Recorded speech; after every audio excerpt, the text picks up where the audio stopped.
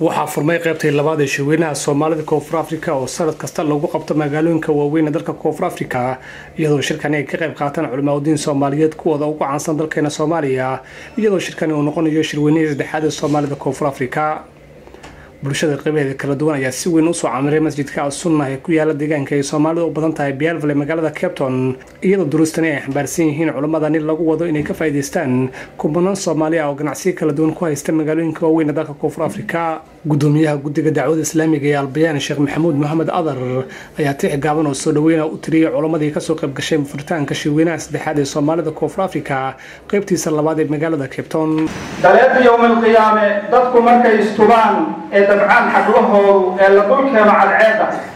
ee qof walba dambigiisu sidii daadkii u qaado oo naartu ay dalbanayso intii rabbi diiday dadkii diinta kor yeelay dallad bay hadsadaan inta loo dambi dhaafay ee dadkii nabigeenna deganaan ku aroortay daa'imkeed ha ka yeelo sidoo kale sheekha ayaa tix kale oo isugu jira duca iyo maad u tiriyay Soomaalida Koonfur Afrika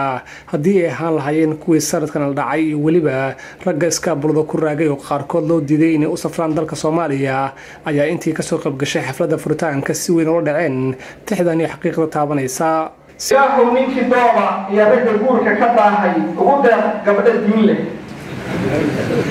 ilaahu dumarkeenna dalalkan gaalada jooga midaan lahayn nin daryeela diracaan dulminaynin ka danqanaya dhibkeeda ilaahu gurbasi duqaydaa yara daahday ee dalkan joogay cabbaar ay ka dambayso carruurtu sharci ay dalbadeenna durba soo bixi waayey alla woofi dantooda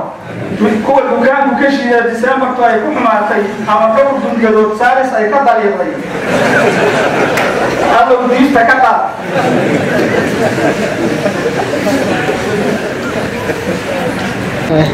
shirweynahani oo halkii saddexaad ee Soomaalida Koonfur Afrika ee sanad kasta ay ku qabtaan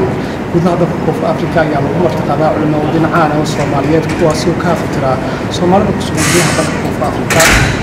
Ahmed Musanno University of South Africa